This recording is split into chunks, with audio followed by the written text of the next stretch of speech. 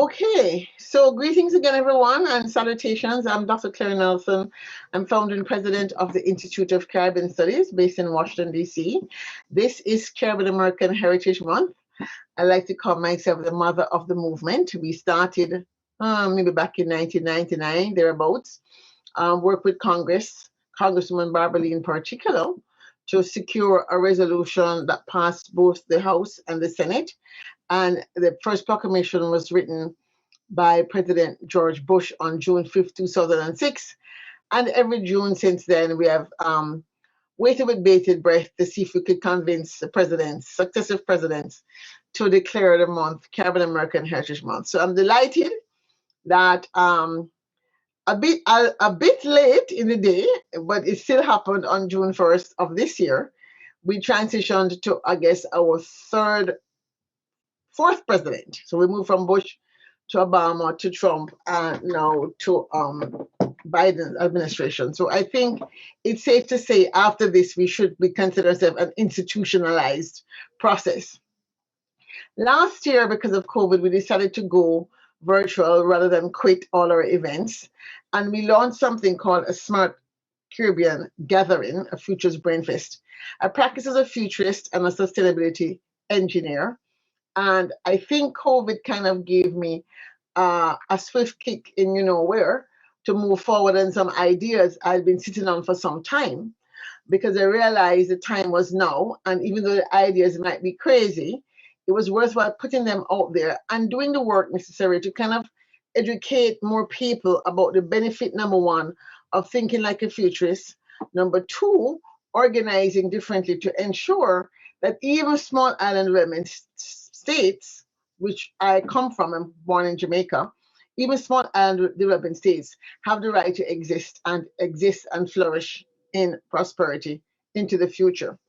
So when I was approached by Dr. Delton Chen, I don't know how he found me, about doing something, I said, sure, why not? It's a good idea.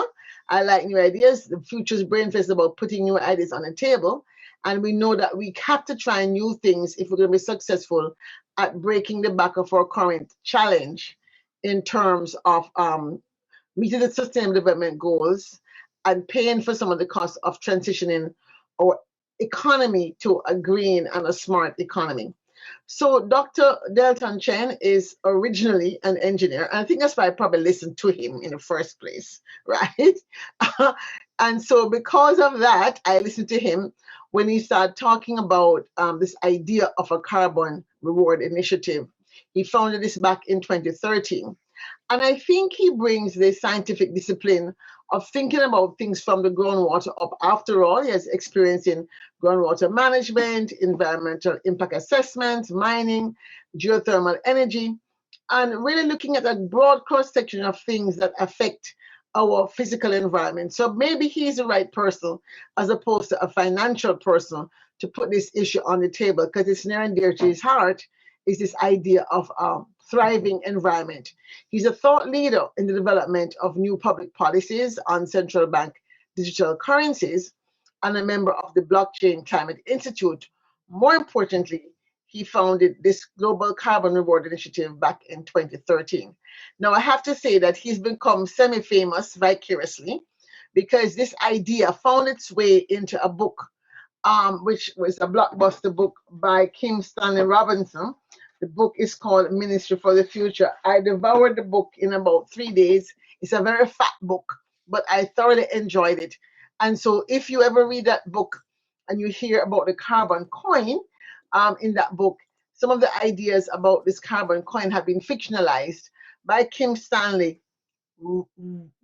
Robinson. But I do suggest, if you haven't read it, to read the book, because really, the book is a fairly, to me as an engineer and someone thinking about the future, a fairly factual and plausible vision of what could happen in the next 10 to 20 years. And therefore, how the book talks about moving this process forward could actually be one of the ways in which we might move forward to move this agenda. And so today we're going to begin with a webinar, a presentation, or a webinar with a presentation by Dr. Chen, that I will turn the mantle of leadership of this merry band, or this chorus, over to Frank Van Gansbeke. I'm trying to speak Dutch here.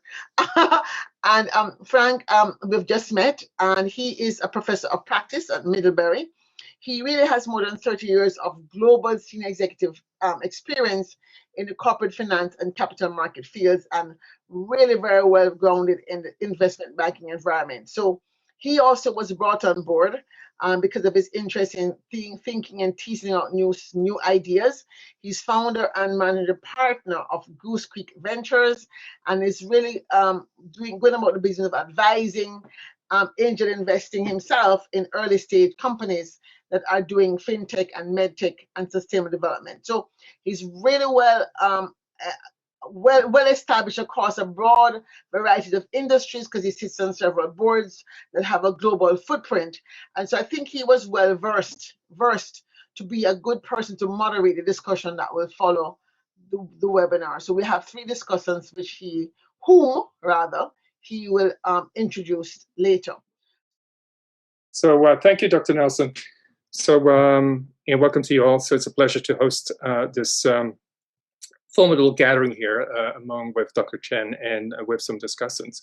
First of all, I would like to introduce the discussants, who would later on, next to the presentation by Dr. Chen, I think we'll engage in some Q&A. And so first of all, I would like to introduce Peter Clifford.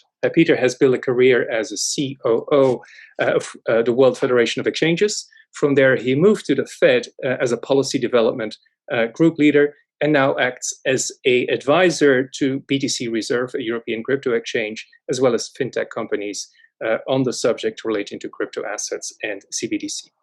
Next, we have Jamiel Shaikh on the panel. Jamiel speaks 6 languages. He's founder and CEO of Chain House, which is an advisory, education events, and app studio company. He's also founder of and advisor to the central bank digital currency think tank.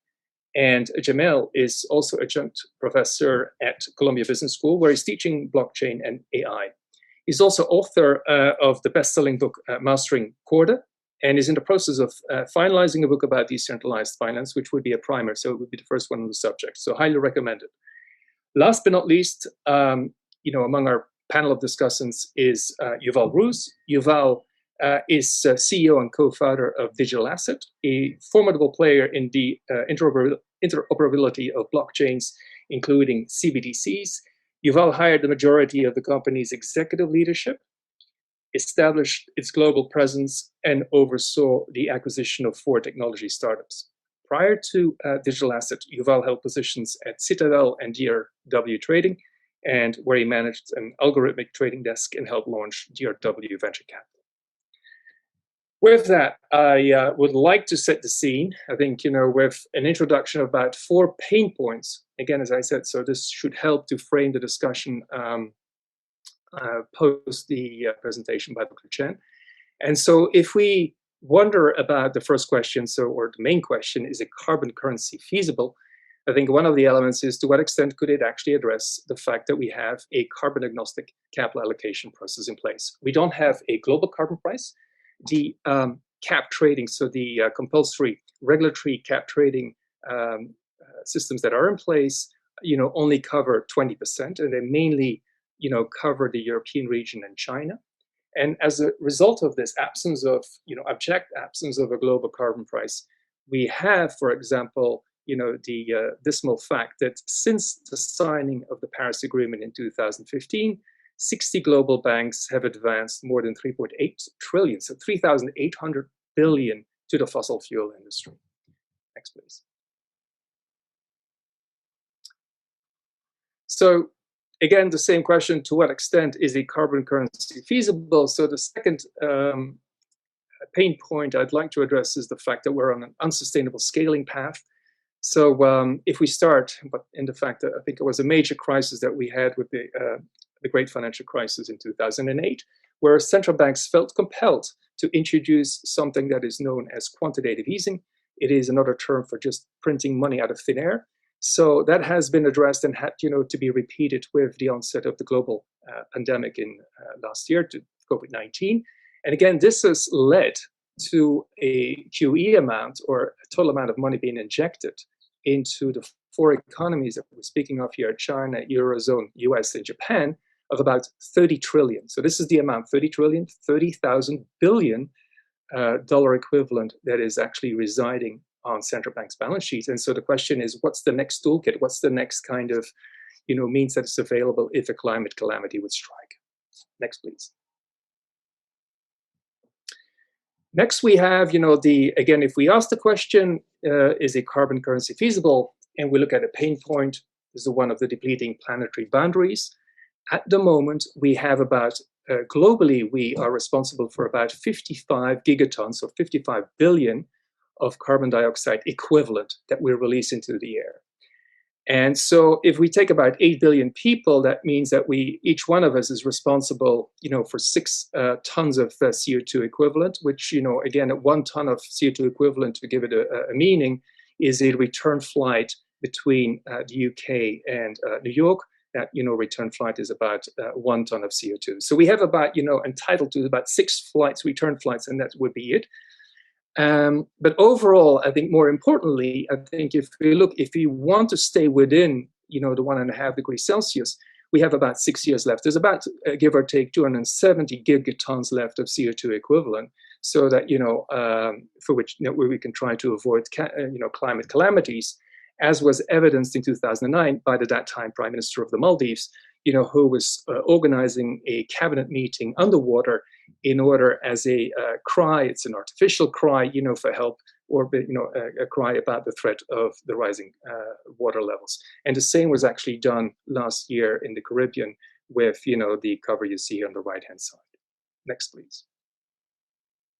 Last but not least, I think, the other pain point is to what extent would this carbon currency also address the fact that we have unequal access and distribution. The fact is that the climate calamity, threatens to hurt the most or the least powerful, or the people that don't, are protected. So there's about 2 billion people in this process also who are unbanked, and they might be hit first or might be hit most as an onset of this climate calamities, about of which 55% are women. The other thing is that we also have this inequality distribution here by the fact that the 26 richest people, according to Oxfam, have the same wealth as the poorest half of the global population. In terms of coming back to the CO2 emissions, it is said that about the 10% of the richest people are responsible for 50% of the CO2 emissions, and that yet, the bottom 3.5 billion of those people are only responsible for about 10% of our global emissions. With that, these 4 pain points, I hope I've set somewhat, the reference framework for the discussion, and the presentation by Dr. Chen. So, Dr. Chen, the floor is yours, and we'll pick up again after the discussion, after the presentation, with some Q&A. Thank you so much, Frank, and thank you, Claire. Welcome, everybody. Thank you for coming to this webinar, and I hope you find it interesting.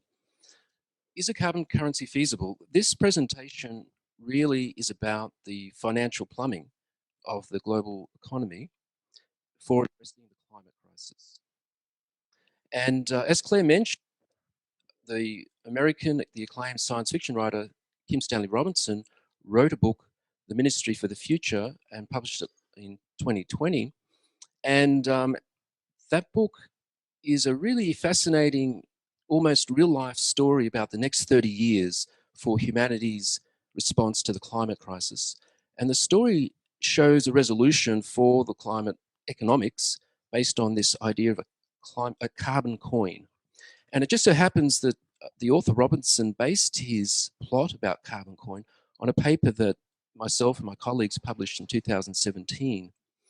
And I just wanted to bring to everyone's attention, especially those who've read the book and are fans of Kim Stanley Robinson, that I think that the actual carbon currency proposal is even more remarkable than the fictional story. And so it's sometimes true that truth is stranger than fiction. And I'd like to explain why I think that the carbon currency is remarkable.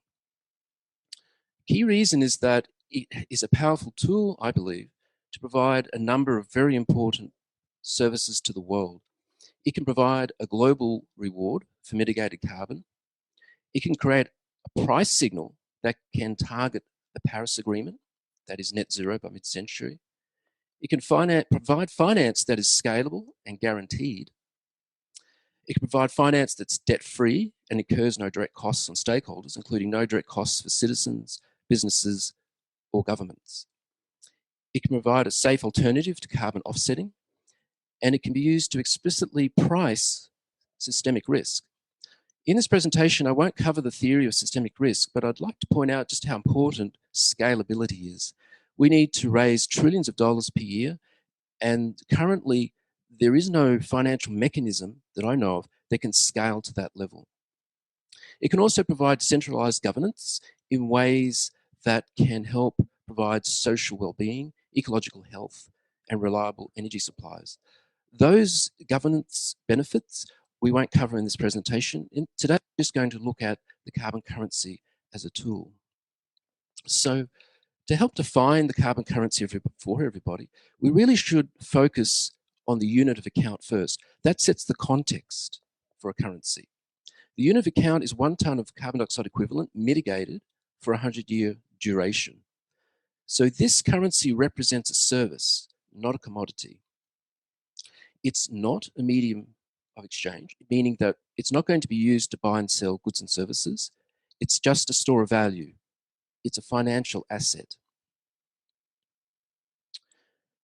The exchange rate for this currency is very important. So here in this slide, I've presented the exchange rate for the carbon currency against the US dollar.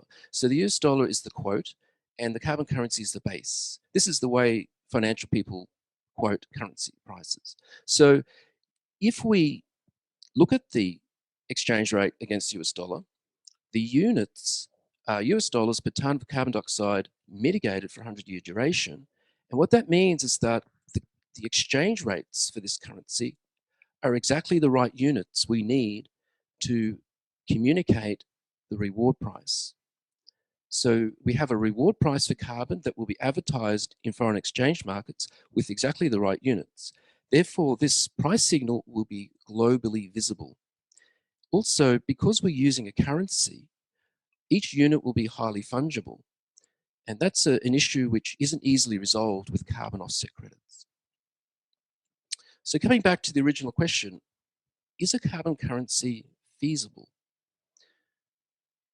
To answer this question, we really need to look first at how our carbon currency will be created. The policy is actually called a global carbon reward. And the policy offers 3 reward rules and 3 pathways for earning the currency. So the first is the reward rule for cleaner energy. The second is a reward rule for cleaner business. And the third is a reward rule for carbon removal. Now, the first 2 rules, they're important because they tackle the problem from the supply side and the demand side of the energy equation. We won't have time to go into the details of those rules because there's some technical details on how to calculate the mass of carbon that's mitigated from some kind of baseline. The method that's recommended is to use the carbon intensity of energy commodities and the carbon intensity of outgoing cash flow for businesses. Interestingly, the second rule for cleaner business, it can be applied to any business in any sector of the economy, and it can also be applied to households if households want to become businesses as collectives. And finally, the reward rule for carbon removal is very important because it's not possible, according to many studies, to achieve net zero by mid-century without carbon dioxide removal because of the large residual emissions. Let's consider now the process of creating the currency. So as I said, there are 3 rules, 1 for cleaner energy, 1 for cleaner business, and 1 for carbon removal. So just imagine there are thousands of projects all around the world. They will have to apply to an authority for the policy. And we call this the Carbon Exchange Authority. And this authority, I suppose, is the equivalent of the Ministry for the Future in Robertson's book. The Carbon Exchange Authority's got that name because it's upholding a carbon exchange standard. If a project passes the criteria for earning a reward, they'll be given a service level agreement. And these are long-lived agreements for up to 100 years. And the agreements will contain every detail for how the policy is to be managed, how projects are to be assessed, how frequently, whether they're paid post or in advance, conditions for defaulting. Every instance, every outcome will be considered in developing these service agreements. And they do last for up to 100 years. Through the agreements, assessors will be assigned to projects, and they will have the job of checking the data and doing the assessments to figure out how much carbon a project has notionally mitigated. Based on those results, the carbon currency, digital currency, will then be issued directly to the project owners. And so that's the reward process in a nutshell. It's not too difficult. If you can understand what I explained, well, then that's how the money or the carbon currency will be created. So what about operational feasibility? There are a lot of things to be considered, a lot of challenges, as I've shown here. We don't have time to go through these, so I just have to make a statement that I believe we can manage these challenges with the service level agreements and with governance models. Just for clarity, I will comment on one or two issues. One is additionality. This is a problem in carbon offsetting. The carbon currency is not an offset.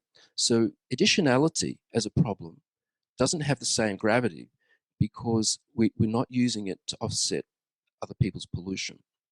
Instead, we will look at this problem through the lens of duty of care. So what that means is we want to stop companies from free riding on the policy. And the way we'll do that is that the way that will be resolved is the Carbon Exchange Authority will look at each company's application and they'll look at the company's plan for the future. If a company has a plan to fully decarbonize to try and meet the Paris goals, they'll be welcomed into the policy. And this concept is similar to the duty of care finding by the court in The Hague recently that passed a judgment on Shell. So what about finance? Well, there is a major investment shortfall in funding for clean energy and climate mitigation, and really there's no funding for carbon dioxide removal. So this policy will need to provide liquidity and finance to the level of about 5 trillion a year for energy investments, and even more potentially for climate mitigation generally. So this policy, just to give you kind of a feel for it, for the rest of this century, the amount of carbon currency that will be issued could be roughly $200 to $300 trillion worth. Well, how do we justify all that money coming out into the economy as carbon currency? To provide feasibility, to justify the policy, we need to look at the theory and the economics. And I did an analysis through the lens of 3 subfields of economics. One is market theory, the other is biophysics, and the third is monetary theory. So market theory is about carbon taxes, cap and trade, that type of thing. Biophysics is similar to ecological economics, looking at circular economy, degrowth, planetary boundaries. And monetary theory deals with central banks and monetary policy. So what's unique, what's unique about this carbon currency proposal is the way that these 3 fields, which are typically siloed, are integrated together in an interdisciplinary theoretical analysis. So we're looking at the center of the 3 fields. And to begin my explanation, I'm going to focus first on the biophysics. So biophysics to do with the physical parameters of the economy. And the new thinking here is called the living systems economy. So by way of background, ecological economics, excuse me, has a few models that are quite popular. You've probably heard of them: circular economy, degrowth, steady state. A circular economy basically says we need to recycle more to reduce our consumption and reduce our waste. Degrowth is the idea that the whole economy, the whole pie, if you like, is too big, it's unsustainable, so we need to shrink the pie. And then finally, steady state is the notion that when we shrink the pie enough, shrink the economy, we should be able to stay within planetary boundaries. At least that's the hope.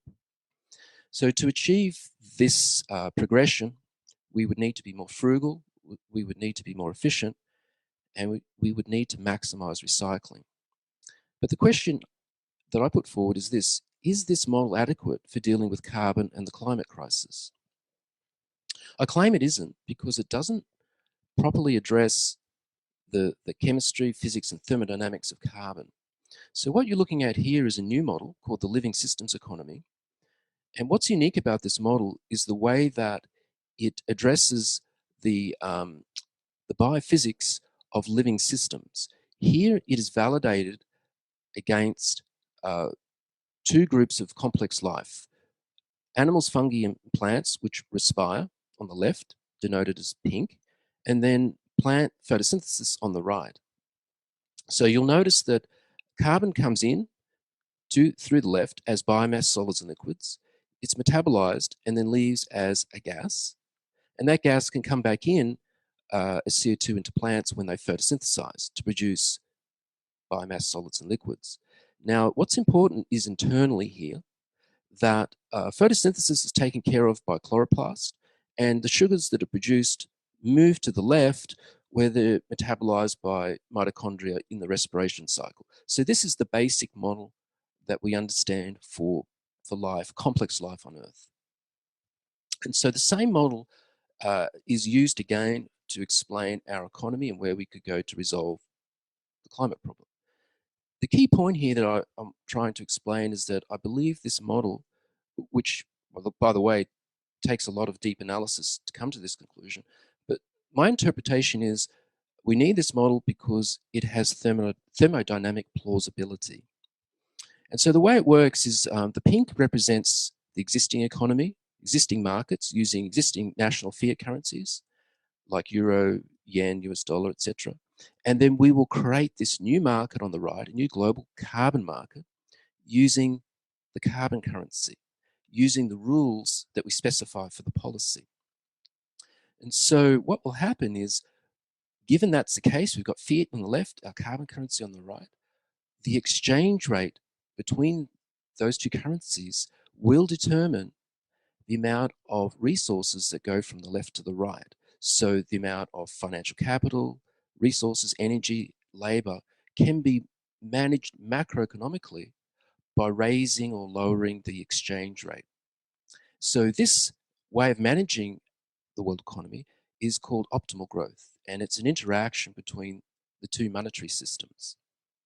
So the goal here is macroeconomically to use the carbon currency plus other policies to balance our global anthropogenic carbon balance to net zero, or if necessary, go to drawdown. And as I said before, there are three pathways: cleaner energy, cleaner business, and carbon removal. So that's the biophysical model. And next, I'm going to quickly cover the topic of market theory. Most people are familiar with carbon taxes. Most people would know they're supposed to address a negative externality, and that's the product of climate damages. However, what's missing, I believe, is theory that explains a missing positive externality. And this positive externality is what we're creating with our carbon reward. And what we're creating, in effect, is preventative climate insurance. And the idea is we're going to price the risk with that insurance. Now here we have our reward, which is a positive price, tax, negative price. And recall I said the exchange rate determines the price, the reward price.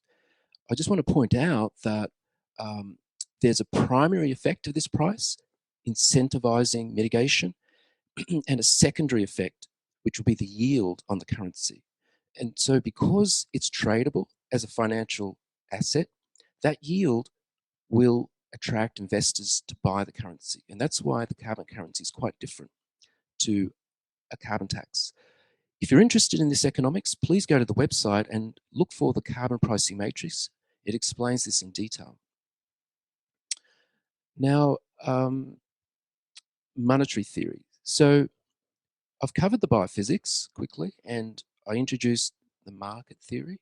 So now we're going to have a look at the monetary theory, which deals with central banks and also new technologies based on blockchains and distributed ledgers.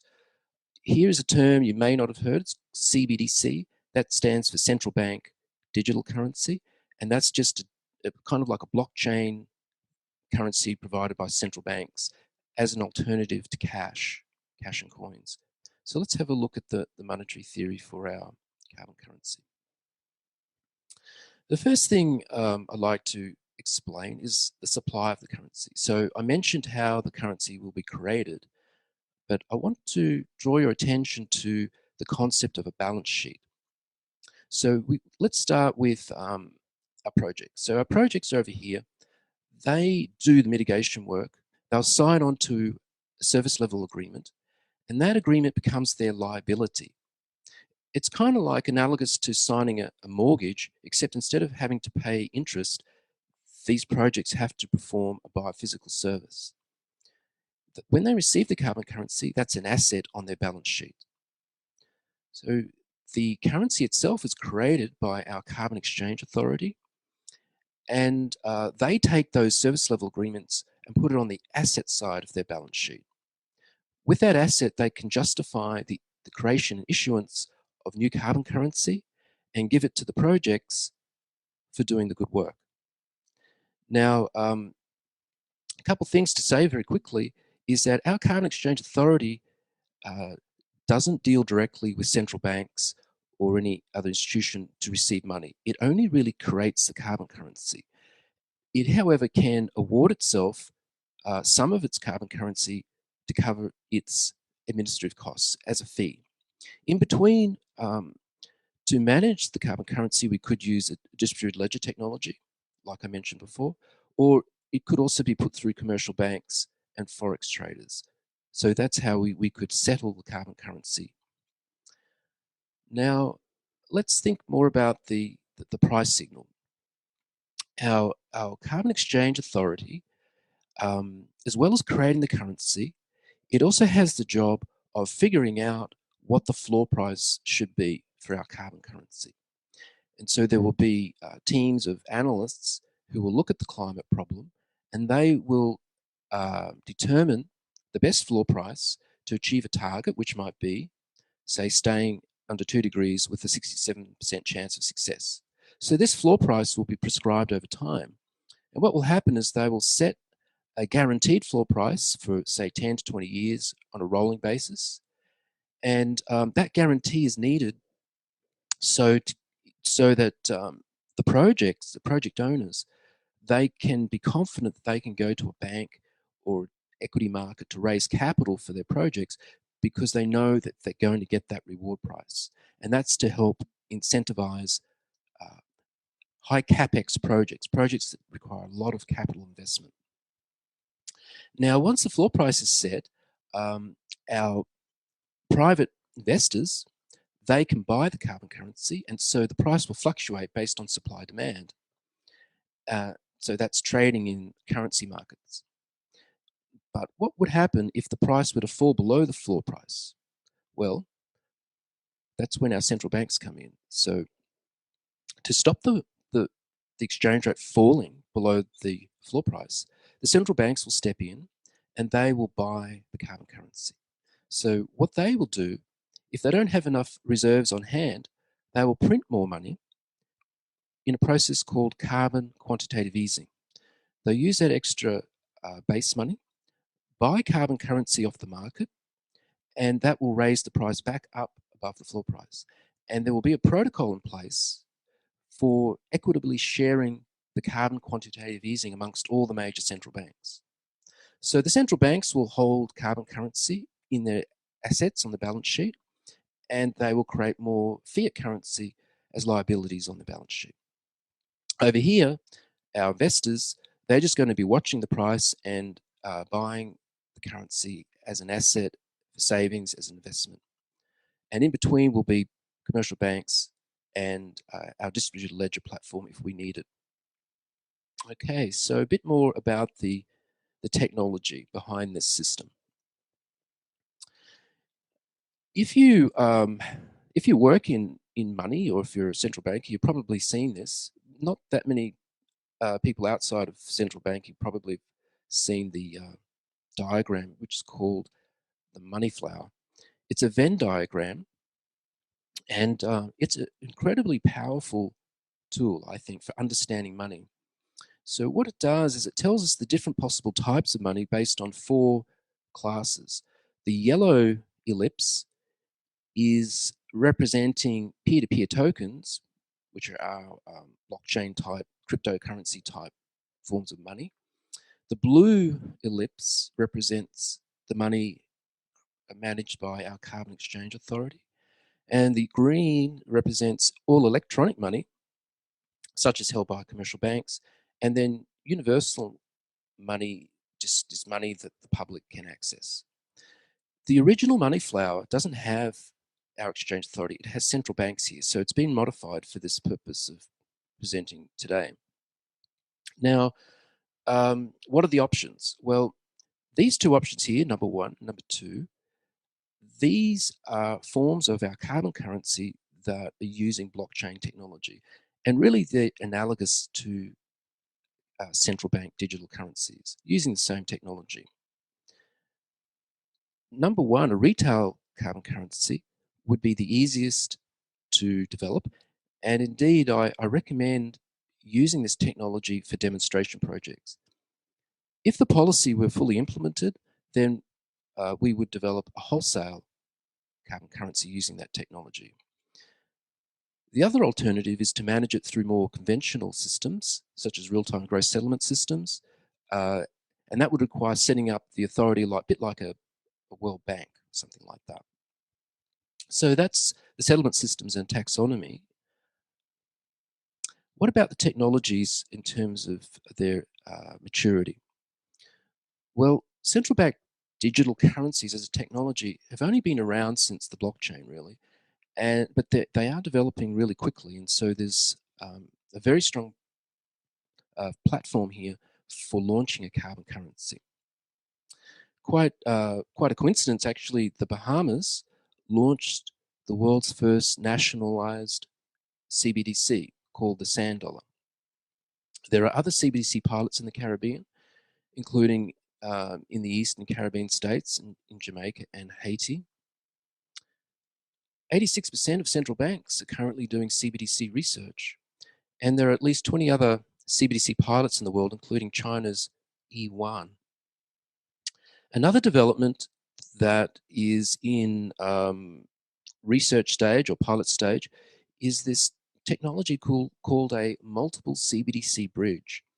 And this is a technology that will link all the CBDCs together and with commercial banks so that all these institutions can trade with each other in real time and analyze the data. So this kind of technology would be ideal for our carbon currency. And so I think it does support feasibility from a technological perspective. So that's CBDCs. Central bank mandates. This is also incredibly important, also quite controversial too. Central bank mandates have evolved over time since the first central bank came into being in the 1600s in Europe. Recently, the Bank of England was mandated to target net zero as part of their operations. And that really is a tectonic change in central banking. That's a world first. The London School of Economics is writing about this, and they're recommending that central banks incorporate net zero into their monetary policy frameworks. Chinese officials have also said that central banks can contribute to net zero, and researchers have found that green quantitative easing is probably going to be inadequate for managing climate change. And what this suggests is that there is definitely room here for a carbon currency to fill a gaping hole. One thing I like to say about central bank mandates very quickly is that the ideas and policy recommendations they're currently discussing are really only downstream of the climate problem, looking at financial risk. What we're proposing here with the carbon currency is that they tackle the problem upstream by providing climate mitigation finance directly to tackle the problem and also to take major responsibility for achieving the Paris Agreement. So this proposal is quite radical and different to what central banks are currently mandated to do. So I'm coming close to the end. Only 2 more slides, so thanks for staying with me here. Demonstrations. Okay, so the recommendation we have for the carbon currency is to organize demonstrations. This way, we can educate people and policymakers and politicians about this opportunity. For island nations, for the Caribbean, I think there is a great opportunity to demonstrate a carbon currency by helping to finance battery electric ferries, because obviously island nations, they depend on ferries for tourism and transporting cars and goods. Electric ferries have co-benefits for tourism. The central banks in the Caribbean region, they also have good experience with CBDC deployment, and the Caribbean Development Bank has a climate focus. So I think everything would be in place for a really interesting demonstration of the carbon currency. On a more international level, there's also a great opportunity to demonstrate it internationally around the Pacific as well as the Caribbean Sea. And it's worthwhile noting that the International Maritime Organization is currently in deadlock over what to target in terms of carbon emissions from shipping, with some countries or many countries demanding net zero shipping by mid-century. I think that the deadlock is really around the cost. So an international demonstration can promote the idea of a scalable debt-free source of climate finance. And this finance could be used to convert ships to green hydrogen, for example. It could be used to help fund the Pacific Blue Shipping Partnership. That's a group of countries in the Pacific that are targeting net zero shipping by mid-century. And it could also help finance blue bonds, which are bonds that are being used to protect ocean ecosystems. So there is great scope for demonstrations, and I hope somebody out there who might be watching this might be inspired to think about this and contact our team. So thank you for taking the time to be here, and thank you for listening to my presentation. Well, thank you, Delton.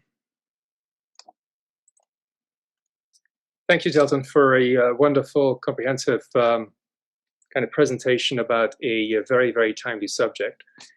I think it was only last week, I think that, at the SWAN conference organized by the BIS and the Banque de France, I think it was said, that the central banks currently, were compared to almost like onlookers at a fire or at the house which is on fire. And so I think, with your proposal, it actually could be one of the means actually whereby they could change that behavior, or that attitude, or that reaction potentiality. So in terms of, the next step, so what I would love to do is now invite the discussants, to answer some questions and engage in a Q&A. And then next to that, I think, we'll open up to the broader public or the other, the attendees actually to raise questions. With that in mind, again, please do complete and do, submit your questions onto either the chat or the Q&A, if possible. So I think, the questions are flowing through. But I would like to first, go to, the group of our discussants or the panel, and maybe ask, just do a quick roundup. So, and ask, maybe starting over Peter. Peter, what strikes you as, a very formidable solution, and what is maybe still an element which needs further research? And then we'll do the round. So I think, which needs further development. Please go ahead, Peter. Okay, thanks, Frank. And I hope everyone can hear me. Make a sign if you can. First of all, Delton, that was an excellent presentation. Thank you. Really cleared up a lot of things for me, having heard a couple of times you speak about it, but really good. So my background is in international markets, in building international markets, and also in bank policy. So I'm taking it from that kind of point of view, Frank, your question. And I guess it goes to what's like more feasible and what's more of a question. I think on the feasibility side, it's absolutely feasible that central banks can get involved in this. So according to an IMF study last year, over 40 central banks already have the central bank law in place to issue this kind of central bank, or any kind of central bank digital currency. And another 100 or so could do it quite easily by just clarifying the mandate, which says they can issue banknotes and coins, to say they can issue any kind of currency. Banknotes and coins were just the only kinds that existed when they had the mandate. So that's the first part of it. The second thing is, again, on the mandate, and Delton touched on this, financial stability, even if it's downstream from the problem, has really been put onto the radar of central banks fairly recently, I would say, in the last probably 4 or 5 years. Before that, you would have agencies, for instance, in the United States, the Environmental Protection Agency, and I think a central bank, if they were asked this question before BIS had come out, they would say, well, go talk to the EPA. And not that you're avoiding the question necessarily, but for a central bank, you always have to ask first when building policy, do I have authority to act? So in the United States, we have a very fragmented banking system. And if it's a derivative, it goes to the CFTC. If it's a security, it goes to the SEC. And if it's a currency, it's the Treasury and the Fed. And so we're always looking to see who has the lead on this. So putting it in the realm of central banking, even if it's not as good as what Delton said we could do, which is move upstream, the fact that the downstream risks are now seen as financial stability issues, I think that, again, is a powerful incentive to sort of act on that. So I think those are the things that are interesting. I would say, Frank, to answer your question, the one thing that I had never really thought of until I saw Delton's pitch and proposals, we're thinking about how do you deal with these huge institutions like petroleum companies, which are going to be part of our economy and need to be part of our economy, for the rest of the century. Even if they're not burning fuels for electricity, we still need them for plastics and for other areas. And so it really never occurred to me that there could be an evolution, a little bit by the way that IBM went from building computers to consulting. This might be a way that you can move these huge financial actors. Most stock exchanges, one of the biggest companies they have is an oil company, if they are lucky enough to have oil companies, lucky from the perspective of finance. So moving those in a way that isn't just saying like what you're doing is illegal or like cigarettes or something like that, but there's a need for energy, there's a need for these companies, but perhaps the dirtiest fuels they use, they wouldn't use anymore if they had a right incentive. Perhaps the least economic ones, drilling in the sea, which is maybe more difficult than drilling on land, maybe they would get away from those things. And so, there could be many incentives that are going on that. And I'll maybe just pause there. I have more to say on Caribbean and what would be going on there, but I think, Frank, does that get to some of your questions? Okay. Thank you. Thank you, Peter. Maybe next to Yuval, I think, again, same question. What strikes you as a, solution that you hadn't heard before? And the other thing, what is maybe a, weaker element that needs further development, or, might have even some concern according to you? Let me actually start, and I wouldn't consider that weaker, but I actually think, and I'm going to kind of build on some of the things that Peter said. What I would like to see, and usually the challenge is, I think that the presentation was really well done and touched on a lot of key elements. I think that the key question that we'll always say is, well, adoption. And I think that Peter talked about some of the elements and agencies that need to interact. But I think that there's a lot of other players in the carbon world. How do registries play into this? How does this become an asset that they can interact with, get incentivized? different players that I think would be key participants, and how this could play into their ecosystem, I think would be extremely important from an adoption perspective. Because at the end of the day,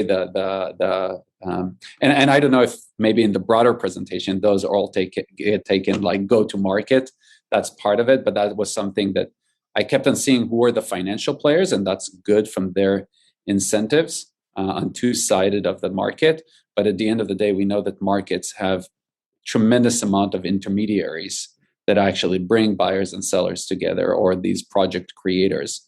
And I think that the more you have those up and running and accepting this coin, it makes it easier to central banks. For example, I can come and trade on an exchange that I'm already interacting with, and suddenly this asset is available. A lot of central banks will say, I know how to do quantitative easy, but here are the venues where I know how to interact in. So if you suddenly come and say, well, here's another venue that you can come, they're like, well, that's complicated. How do we approve a new venue? So I think that thinking about what are the barriers of adoption from an infrastructure perspective, not from just an economical perspective, is going to be key. I would say that that's the areas that I would like to see more improvement on. But I wanna say that I do believe that incentivize the right incentives. Peter talked about how does a company can actually use less of the dirty fuels and more of the clean ones. I would actually take it to a different angle, but similar point is, at the end of the day, companies want to show revenue. And if suddenly they can actually show that by shutting down some of their activities, they could actually have an economic return as a result, they can actually just even stop doing certain things, because stopping certain things will actually generate more revenue or more assets on their balance sheet. So I really like this ability. And I think that you haven't created, to be honest, some new magical instrument. It's at the end of the day, it's a financial asset that have certain behavior. And that's a good thing because you are seeing a trend. I've had a conversation with an entity in Australia. Their name is Beta Shares. They create ETFs. And they actually said that their ESG ETFs are the best performing ETFs from asset influx. So I actually think that there is already quite a lot of awareness, and the more assets that behave like your traditional financial assets that actually could drive good behavior will gain quite a lot of popularity. I'm being mindful of time. There's quite a lot to say, but real quick, my reactions.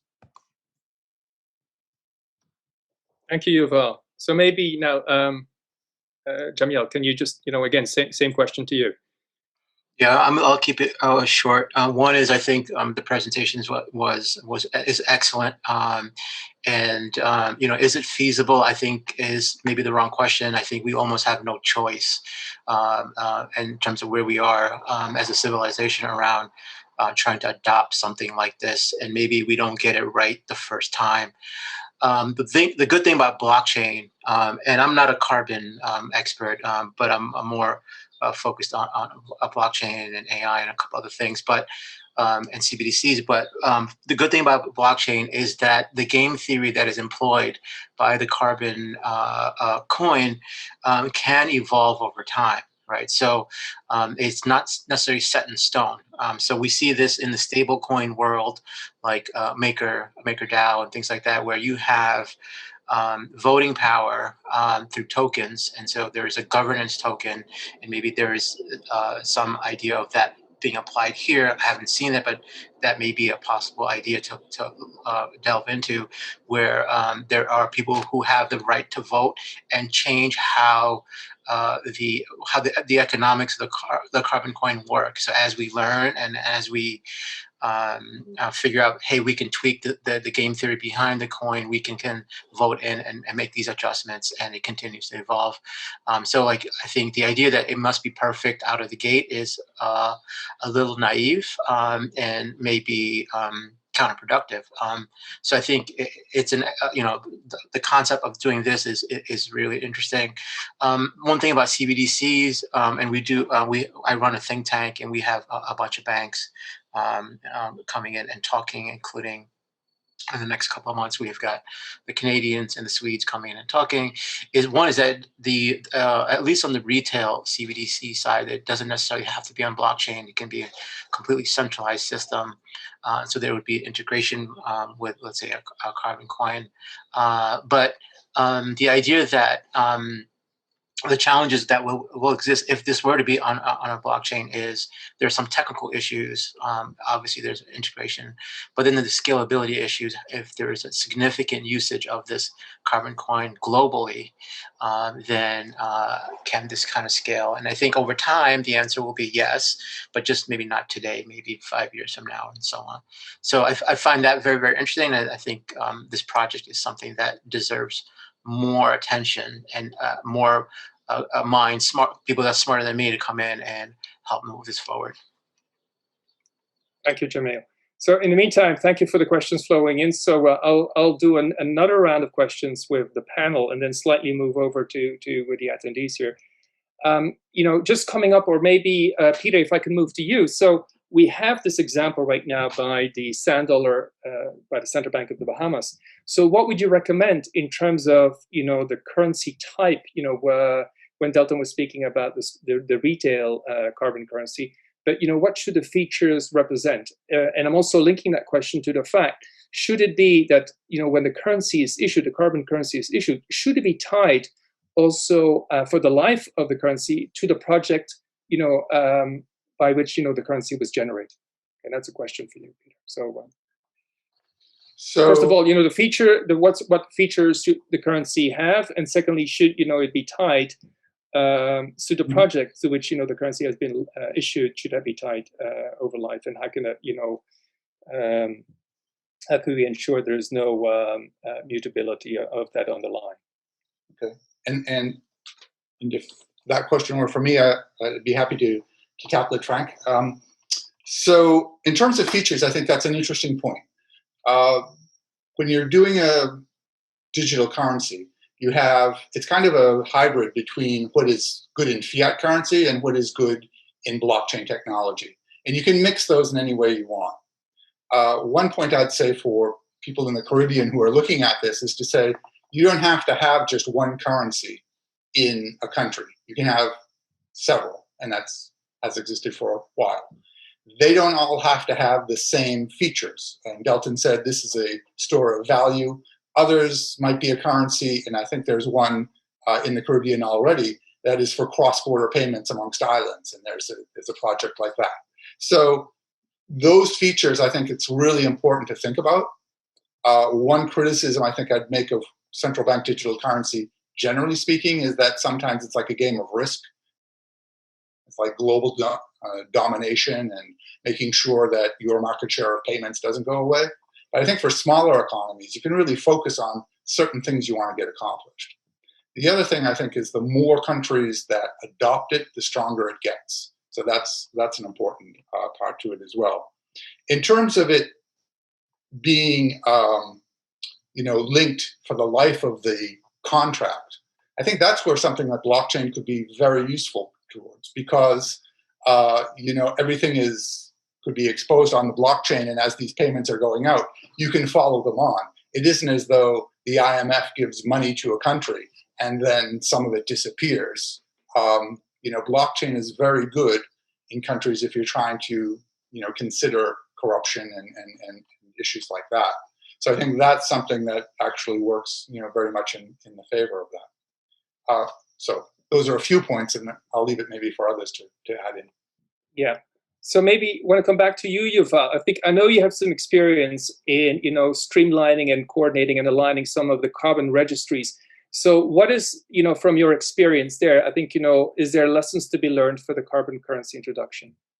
Well, I'll maybe start with the point that Peter made. Why I think also just blockchain, I think, is super important, or could be useful. I don't know if super important. Jamil did talk about there are complexities associated with the technology, scale, adoption, and others. But if you look at the presentation that was just given, it's a very outcome-based product, and having the outcomes be codified in the performance of the asset is kind of the bread and butter of blockchain and smart contracts. So I do think that given the presentation, it lends itself very well to smart contracts, although we have the ability to deploy smart contracts on traditional technology. At the end of the day, if you think about no need to have a trust in a central authority, is if that's an important concept, then I do think that a blockchain is an important feature. Specifically for the work, what we've been doing with registries, not yet in the public domain, but what we've been doing there is that the world of carbon credits to date has been full of fraud. And I think that maybe slightly different than the carbon coin, the biggest issue in carbon credits has been that there is no way to validate that the carbon credit and potentially even here, the projects have been used once and only once to offset carbon. So what ends up happening in the carbon markets today is someone comes up with a great project and you come up with a forestation project and everybody gets excited and they feel they offsetted their carbon footprint, and then they realize that they share that same carbon footprint with another 1,000 buyers. And then everybody's disappointed, and whoever frauded them is very happy because they took the same amount of money from 1,000 parties that thought they were the only buyer. So what we've been thinking about, and I think that this would be important for a coin like this, and not necessarily that the coin need to solve this, is how do you get a lot of confidence that these projects actually achieve the goals that they are setting. And I think that that's potentially a complement to the coin, because the coin makes an assumption, I would say maybe an initial assumption. The projects are doing what they are saying that they're doing. There's going to be some units of measurements. But I think that specifically for a carbon market, I think that an area to think about how you could solve is how do you actually have the validity of the results of those projects?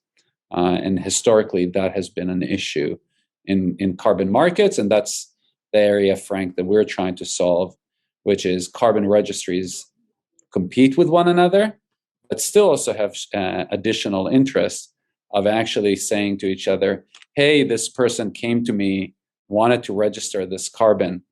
Did they accidentally come to you and try to register the same carbon? And the ability to compare notes with one another without having to share sensitive information, I think would be a huge, huge complement to this coin. Thank you, Yuval. Jamiel, so I think, wanted you to submit the question about, this blockchain application, but yet on the other hand, so Delton has been talking about this carbon exchange authority. So that would be a very, very centralized entity. So how do you actually, could you marry ultimately a decentralized approach with this blockchain idea and then yet still have that centralized authority? How could you marry those? I think that authority can be decentralized if it's just designed the right way. Obviously, there requires a significant amount of thought and putting together the right people. But I think the fact that it's centralized is potentially problematic because then they're a gatekeeper. So in the decentralized world, we try not to have gatekeepers, right? And so once you have these gatekeepers, and maybe Dr. Chen has a response to this based on what I know of what he's presented, that kind of gatekeeper can create incentive issues, right? Or conflict of interest issues and things like that. As we know in general, whenever there's a gatekeeper, there's a market with a gatekeeper, there are issues. So I think if we look at the DeFi world, which is evolving rapidly, and I like to define the DeFi world as a Darwinian, gamified, crowdsourced financial engineering, we can learn from that and see how these decentralized organizations, or DAOs or DAOs, operate and how they implement policies without necessarily being centralized. And to whatever extent that may be possible, I think that's something that worth taking a look. It shouldn't be that just the tokens or just the coin is on blockchain. If we can move the entire incentive system infrastructure on blockchain as much as possible, while it getting the right type of adoption that you all were mentioning, which I think is going to be also a secondary challenge. You can have all the technology and everything running, just if nobody uses it, then it's pointless. Cool. Thank you. So maybe with that, I would like to move on to some questions that have been submitted by the audience. And again, apologize if I'm not following a certain sequence here, but I would like to know, maybe to start off with a question regarding the decentralized approach and the management of the global commons. So this is from Martin Haskell. So about 1,000 indigenous groups are 3 to 5% population and protect the remaining 80% of flora and fauna diversity on Earth. So may we give them real leadership going forward as stewards of our global commons? So the idea would then be, so could we then envisage a protocol in a decentralized manner that would actually give that authority to these indigenous groups to actually manage the biodiversity within the overall commons management? Again, Jamiel, do you have any feedback, or maybe Delton, you want to answer? Yeah, I think theoretically it's possible. But I think there are also incentive problems with that, right? So who are they, and who are we to give certain segment of society certain tokens only, and can they sell those tokens? Do they have liquidity on them? And there's lots of different questions that have to get answered around giving tokens to a particular segment of society, although that may be very justified, at least from the questioner's point of view.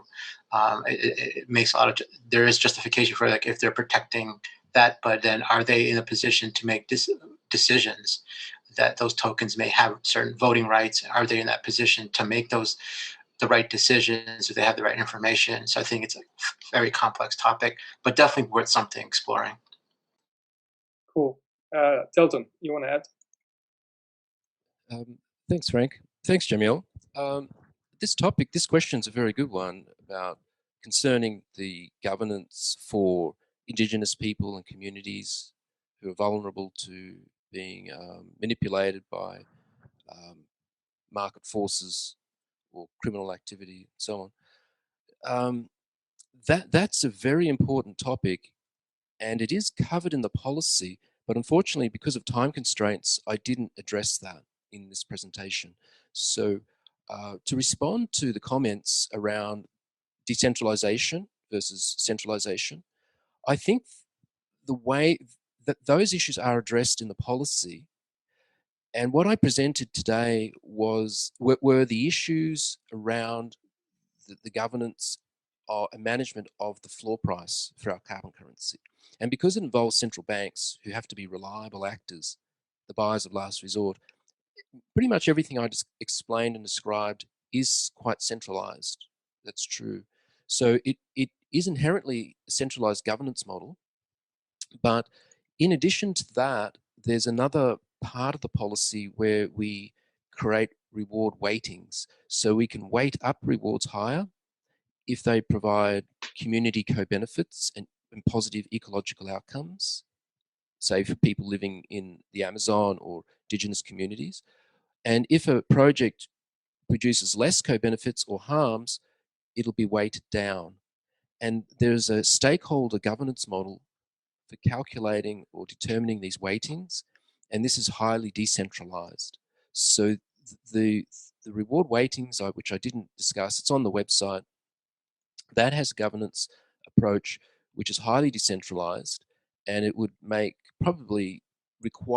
require a platform over the internet for citizens, communities, and ecological experts and experts in energy to form stakeholder groups to influence outcomes. Because just very generally speaking, every time a project does some mitigation action, whether it's a wind farm, a solar farm, planting trees here or not planting trees there, it will always result in some kind of trade-off. There's always going to be some kind of ecological impact, either positive or negative. There'll always be some people who aren't happy about these things. And so to address that, the reward weighting scheme is introduced, and perhaps in another presentation I can elaborate on that. Thank you, Delton. I want to follow up on another question by Jörg Haas, and I think we have a traditional problem here in the sense that, if you start paying the polluter, there's no end to potentially polluting activities, right? So, and you would need to pay many to avoid all CO2 pollution. So this is the question about the baseline pollution. So my question there is, could you consider, Delton, that the carbon currency could be linked through smart contract and through an autonomous kind of algorithm to the remaining carbon reserve? So I say, for 1.5 degrees, we have, 276 gigatons of CO2 left. So you could tie the carbon release to that amount.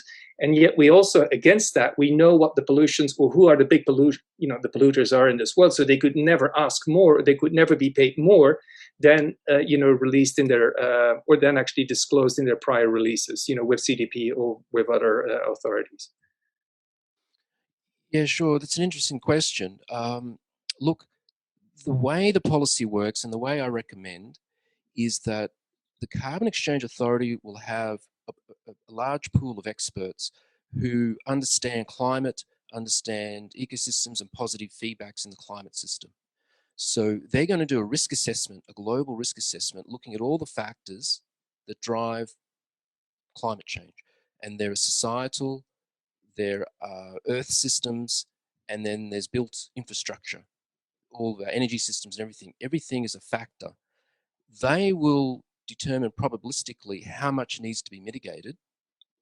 And those calculations are done in the organization.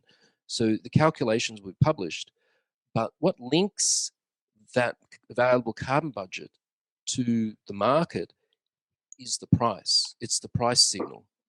So the idea of kind of directly coupling carbon currency to some budget is not really necessary. It doesn't work that way, because you have to take your carbon budget, figure out how much more mitigation you need, additional mitigation, and you've got to pass that through a levelized abatement cost curve, a cost curve, to figure out what the reward price should be. And then in the market, at the microeconomic level, you have to enforce those service level agreements to make sure you're actually getting the carbon mitigation effect from that reward price. So that's how the dynamic works. I think any other method would be possibly too simplistic. Thank you. So Amit, again, I might be moving back to Yuval. So Yuval, could you talk about, because Delton spoke about the fact that all these CBDCs could be interchangeable, so to the interoperability of the carbon coin as is envisaged in this presentation, again with the experience of digital asset. Yeah, I think although I would like to be very supportive of everything that we're doing, I think that at the end of the day, the world today works well. G7 countries or even more exchange central bank money, effectively fiat money, over CLS in massive quantities very efficiently. I think that interoperability, more generally speaking, is that if the world, like Delton talked about, 20, I think, central banks, and that number is going to grow, not all are members of CLS. I think that what interoperability allows you to do is to have these currencies be exchanged atomically with one another without the need for a central entity like CLS to be able to exchange these currencies to one another. So to me, interoperability is a core component of the whole digital world, and the lack of need for intermediaries to swap assets in a secured way. But I would be clear that it's not necessary. I wouldn't make it as a gating factor for the need for adoption for something like that, because as we know, the world works today just fine in certain areas without intermediaries. And I see that someone asked, what is CLS? CLS is a central authority in the US that clears international currencies against one another. And I think that every day they clear something in the order of multiple trillions of US dollar very efficiently without any breaks and without any issues. So I guess all I was trying to say is I think the future is going to allow interoperability and atomic exchange of different assets very efficiently. But I would say that specifically in the context of this, I wouldn't say that that's a gating factor, and I wouldn't depend on that to get this something like this out of the out into the world. Thank you, Yuval. So, Peter, I want to come back to you. We have a question in from Mark, and he's saying, okay, what will it take to move from green QE to climate QE? So I think, what Delton has mentioned at the beginning, so the climate QE would actually represent about 300 trillion of, equivalent in dollar equivalent in carbon currency to actually achieve, our goals here in terms of abating or abatement. So what, according to you, what are some of the conditions precedent? I think it was this, I just saw that, well, the question was from Mark Delton. So I think he was asking what was climate QE, or maybe to stay along with the jargon, I think carbon QE, away from the green QE. So again, Peter, I think, would you have any thoughts on some of the suggestions, or what are some of the conditions precedent, for that to happen? Or if I just may ask also, to what extent could we, also take into account, when a central bank is looking at inflation and interest rates, also start including the level of carbon, CO2, ppm, or the remaining carbon reserve into the overall mix of its monetary policy procedures. Mm-hmm. Peter. So a part of that question that I could perhaps bite off a little bit is on the amounts involved. You're talking about 300 trillion, but I think that was over 100 years. What you're really looking at is on a yearly basis, maybe 3 to 5 trillion, which sounds like a lot of money, and it is a lot of money, but it's not a lot of money compared to the overall market. And it's not a lot of money compared to having no plan of what to do. And so that makes it somewhat feasible to do that. One of the things that I don't know that I'd like to figure out on this is how it gets spread over the world. So I think to a certain question that's going to arise on this is the fact that probably a lot of this burden will fall on Asia in general, and probably China in particular. And so the People's Bank of China would have to, there'd have to be sort of an allocation that was seen as, fair. Anytime you have something that's unfair, you have to have a fair way of getting out of it. You can't just change it. So, so that's one of the questions I think that's out there. I haven't figured that out. But those are, I think, some of the aspects that have to be looked at. I don't think we should get too hung up on what the size of this is, because I think if you don't fix it in the next 10 years, you don't have to worry about the problem in the next 100 years, because it will just be so out of hand. So I think we have to really look at the sort of next 10 to 15 years. That would be my perspective. Thank you. Yeah. Jamiel, can I come back to you? So there's another question here about, from Stefan Munsami, and he's asking, okay, what sort of incentives can the carbon currency create for consumers? I think, is that something, is there something that you could come up with, given, your experience with other crypto currencies? So what is it that actually could be a trigger for adoption here, especially from a retail perspective, and especially also when Delton is, saying that he would be looking forward to have a retail carbon currency project being launched with one of the central banks? With current cryptos, the incentives to hold cryptos right now vary. The most common one is appreciation. I don't know if that's applicable to Dr. Chen's proposal. The other incentive is to park it and stake it, what's called staking it, or basically putting it into the equivalent of a savings account and earning interest. Also, I don't know if that's applicable within Dr. Chen's model. So I think Dr. Chen's input on this also would be useful in terms of the question in terms of the holders of cryptos that are in the retail market. So Delton, please go ahead. Add on to it, please. Sure. I think the question comes up quite often. People would like to know, if the carbon currency becomes a real thing, how can I personally earn carbon currency for changing my carbon footprint? So if I become a vegetarian or stop driving a car and I walk, can I earn carbon currency? And this is a very interesting question, because an individual or a family only produces a very small amount of carbon, relatively speaking. So we're not going to have a contract set up specially for one person or one family. It's just not worth it. There will be a limit to what the smallest amount of carbon can be to qualify for the reward. And so there is a resolution, I think. This is where citizens band together and they form collectives, and they formalize a collective, make it an official business, and they amalgamate their expenses. So according to the second rule, the rule for cleaner business, the citizens only have to record all of their expenses, their outgoing cash flow. It can go through a relational database and be cross-referenced.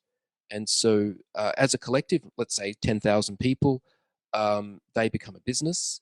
And if they decarbonize the carbon intensity of their consumption, that collective can then earn carbon currency.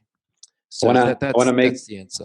Sorry, I want to make a quick comment, Dr. Chen. There's a company out of Sweden called Deconomy that are actually calculating carbon output based on credit card transactions. And there could easily be an initiative where they are kind of the aggregator for all of their customers. And they currently have already a few tens of millions of customers that are actually getting their carbon, exactly what you said, based on their expenditures on the credit card. And you could think about that as a pool of, imagine 50 million users would, I think, qualify for your sizable pool of individuals that could potentially participate. Yeah, brilliant. If I may add, it would also be very, an opportunity for some of the lesser consuming kind of members of the global citizens, I think, to receive these credits because they have a lower carbon footprint against the people that are more prolific in their carbon footprint. Again, I've said before, there's about, on average, 6 tons of CO2 that each individual, has in budget, or a carbon budget per year. So there's something that could be used, to compensate to some extent people who do have a more nimble carbon footprint. I want to pick up some questions that are remaining, so maybe 2 to 3 more questions. So please, if you do have a burning question on your mind, please put it into the chat.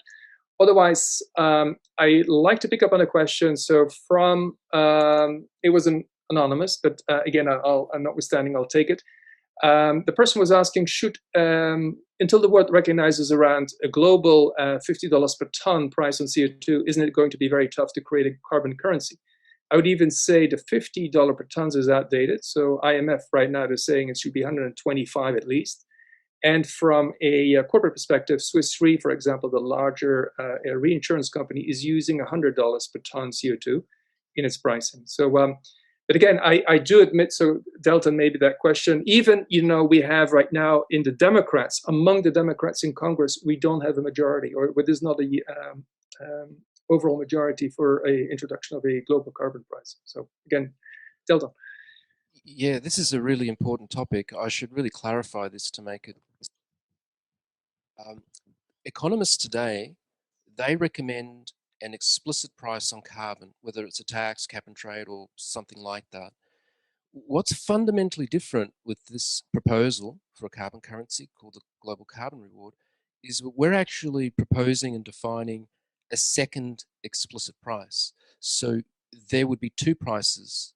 Our price is a reward for mitigation, whereas the price that other people are discussing is a negative price for emissions.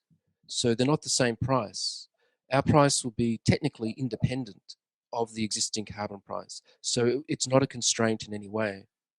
But if you think beyond that, and if you think of complex systems and emergent behaviors of society, emergent political consequences, my expectation is this new global price that we're proposing will change the political landscape, because many more businesses, most businesses will begin to mitigate strongly for the reward, and that will have a major cultural, societal, and psychological effect that will eventually change the politics. So my prediction is, with a carbon currency, we'll see the politics of carbon taxes, which is the first price, we're providing the second, will become more fluid, and carbon taxes and regulations will become more socially acceptable.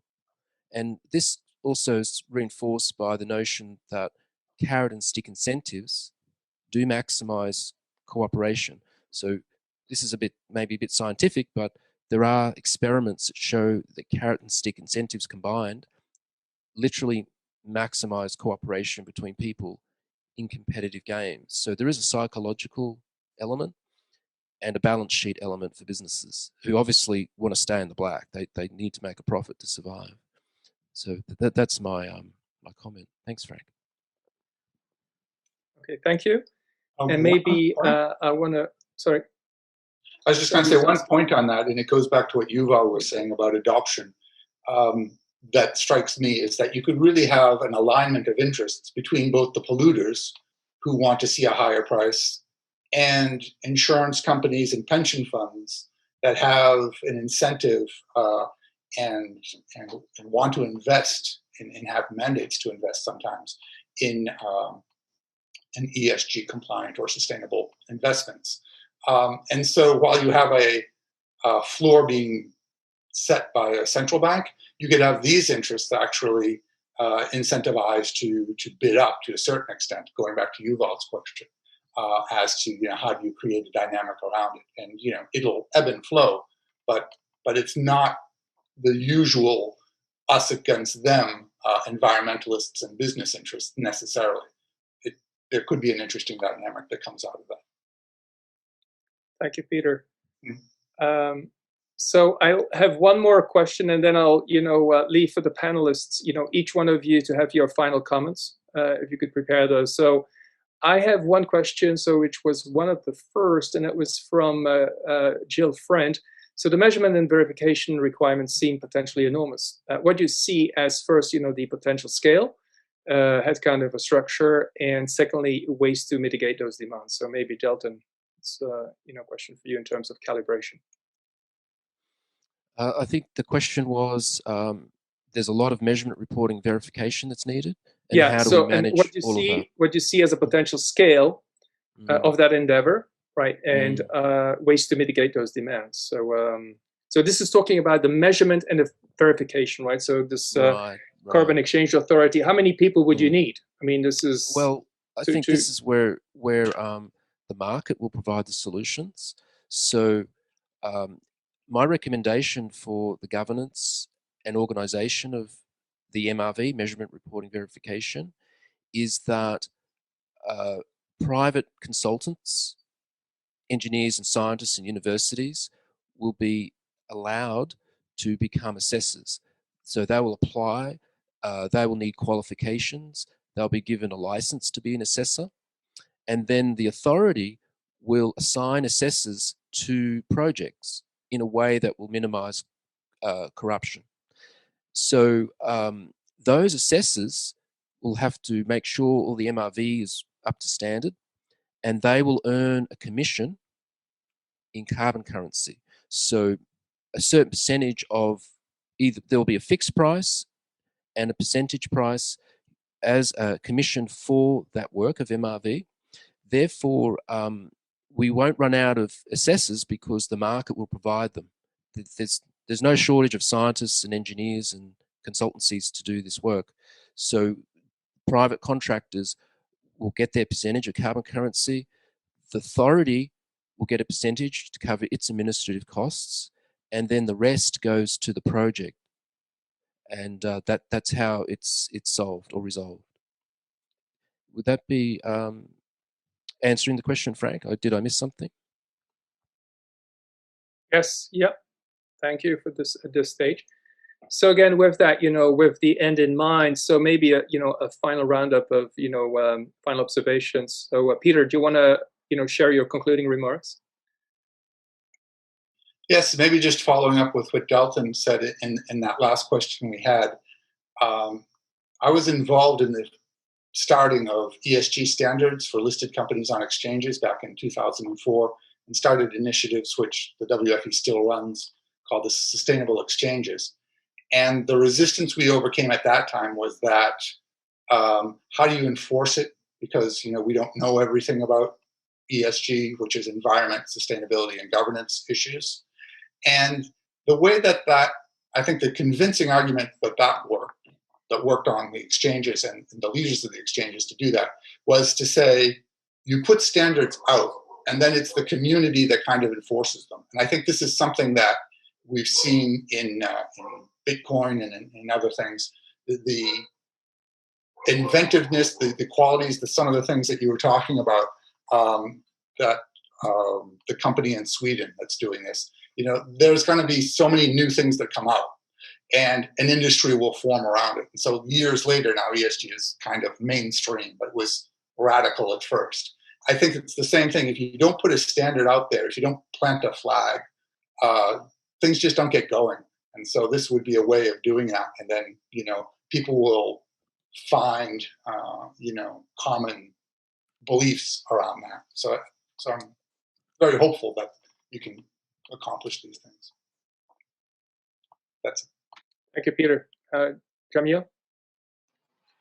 Yeah, so I think, again, I'm not a carbon expert. This is kind of a new topic for me, but I think blockchain offers a unique opportunity to maybe take something that was generally stagnant and had some adoption issues, and provide new kind of a shot in the arm to try this again and see how we can move forward and make something successful. So I think I'm very excited about this project or the concepts that Dr. Chen presented. And I think that blockchain can offer and should be leveraged and can offer kind of maybe a unique solution that may help bring a successful solution to the global stage. Thank you. So Yuval, Yeah, final remarks? Yeah, I'll just like I said, and I think Jamil said it. It's a must. So something like this, if not this, must happen. And I think that Dr. Delton, or Dr. Chen, if there's something that I would recommend is something similar to what Peter said: is pick a standard and pick something easy to prove that it works. The presentation was very good, but also to some extent very scary about almost what needs to happen for this to be real. But actually, if you think under the hood, actually you could take some very controlled experiments and actually show that you could prove that the model works. And I think that every time you want to start a new network, a new initiative at this kind of scale, I think that showing success is so key to give confidence to those that are scared of what does it mean to adopt it. And I think that would be my biggest recommendation, is if you try to boil the ocean, no pun intended, it ends up, first of all, very hard to implement. And second of all, there's usually some kind of an accident or failure that then everybody says, you see, this is impossible to achieve. So find the use case that is very easy to prove, and with willing actors. As Peter said, this is mainstream today. So there are a lot of willing actors, and start small and just show success. Thank you, Yuval. So with that, I really would love to thank you, panel members, Yuval, Jamil, and Peter, for your excellent contributions. So I think, if there's one element, if I could make a recommendation here, there are offers for collaboration. There's Richard Shorsky, who's actually working on similar projects, so he's willing to reach out. And there are some other members who've actually expressed interest. So maybe the next level, with the Caribbean Week here, with the organization here at stake, is may be one of the opportunities for one of the central banks to take this out as a pilot project and start, using this as a lab project. So with that, again, I would love to hand you over. Thank you, Delton, for making this exquisite presentation, and back over to you, Dr. Nelson. Thank you for organizing this great event, and look forward to hearing from you. Yeah, thank you all. This has really been a very interesting conversation. On the note of what next, I'm trying to remember the name of my friends, but I know they are in Italy or in Europe somewhere. I think it's Alberto. They have a group that does economic gaming or science fiction gaming, but they're most economists. And I certainly would probably like to have a conversation with them. They've created all kind of fictional worlds in which real people can go and play around. And I think that might be a good practice to see how people respond, is to create a fictional island on their world, or I think it's already islands in their world.